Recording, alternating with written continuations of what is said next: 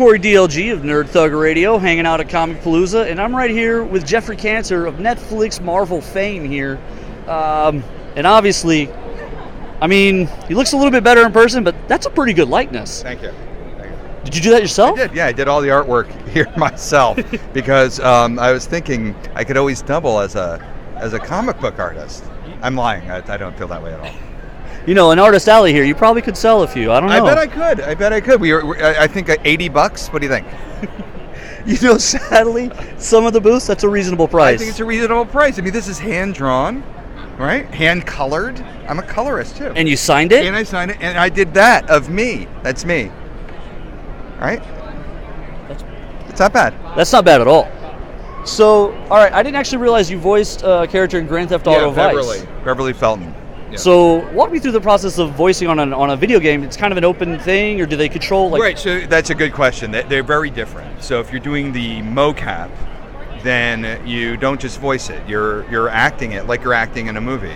The only difference is you're in a room with nothing around you, many cameras, and they create these skeleton frames of small portions of a set, so that you can enter a room, or you can climb out of a garbage can or get on a motorcycle. But it's all done with these skeleton frames. But you're moving in space like an actor. That sounds like a really complicated process. Well, I think it's more complicated for the people on the animation side, because they have to render it to 3D and they are doing color on you. I mean, this is me in a three-dimensional space.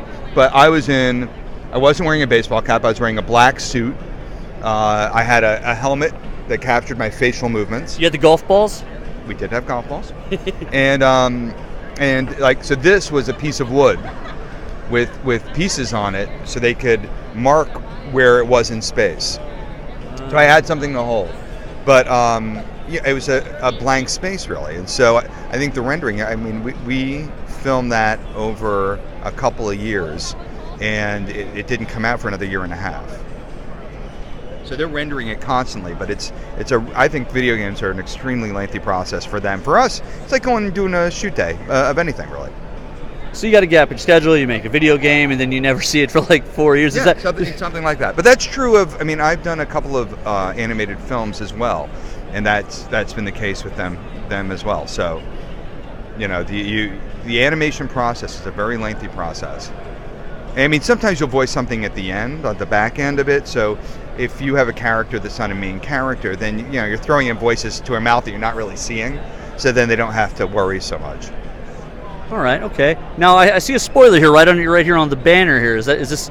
I didn't catch this news. I didn't realize this. You're in the Punisher? I am in the Punisher. It's on IMDb. I didn't say anything about it. The reason it's not there is we had committed to this before IMDb had it on their website. But once it hit IMDb, we were allowed to say that I was on it. So I'm on The Punisher, coming out November 14th.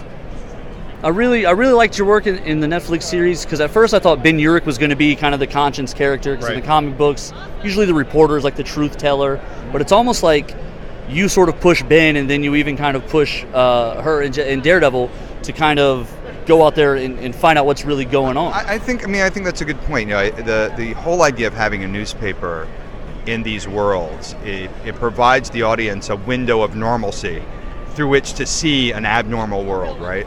And so we become that window for an audience, and so the suspension of disbelief, right, is minimized. And I think that, I don't know why they killed Ben Urich off. I'm not sure what the impetus was behind it.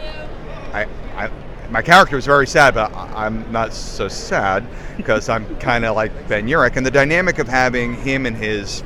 I'm not a J.J. Johnson. I'm not him. I'm a very different kind of guy, and the storyline of the Bulletin, it's a real New York feel.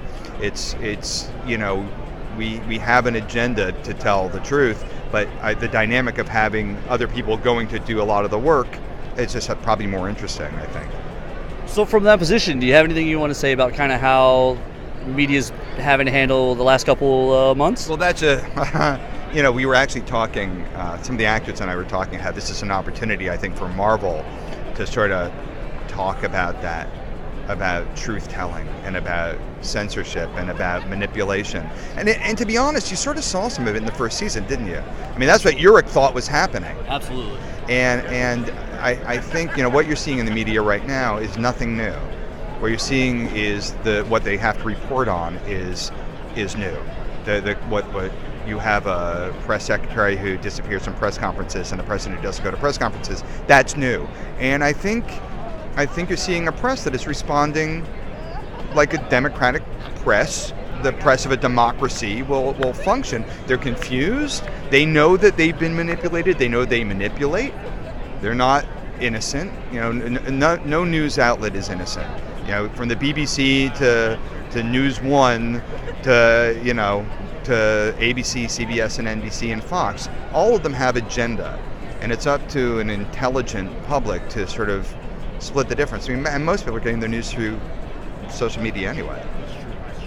So you mentioned kind of a New York feel. Are you from New York? I'm not familiar with where you're from. Yeah, I live in New Jersey, but all the work is out of New York.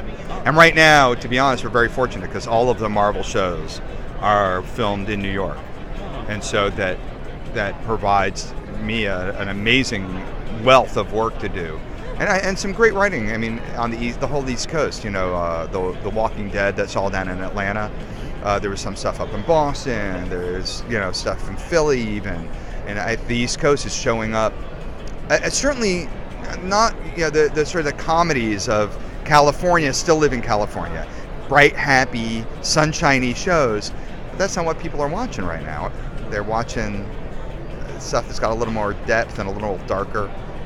What they're watching is they're watching Netflix, and they're watching Daredevil, they're watching The Defenders coming up, they're watching The Punisher when it comes out. That's what they're watching. House of Cards was amazing as well. Yes, it was. I'm trying to think, man.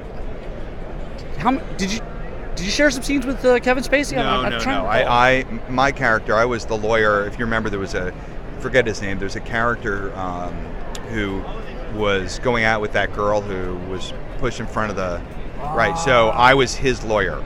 Okay. So when we did the plea bargain, and then I got him out of prison. That's right. Which is very nice of me. Well, thank you. Nice guy. Hey, someone's got to be. Somebody's got to be a nice guy. Well, thank you very much for your time today. I absolutely appreciate it. Thank you for coming to Comicpalooza. Yeah, absolutely. Would you mind doing a one-liner for us and just saying what the one-liner is? We're Nerd Thug Radio. So just kind of introduce yourself and say Nerds are greatest. Nerd Thug Radio. I'm sorry. Nerd Thug Radio. Yeah, and so just say introduce yourself and say you're listening to Nerd Thug Radio. This is Geoffrey Cantor, and you're listening to Nerd Thug Radio live from Comic-Con. Thank you.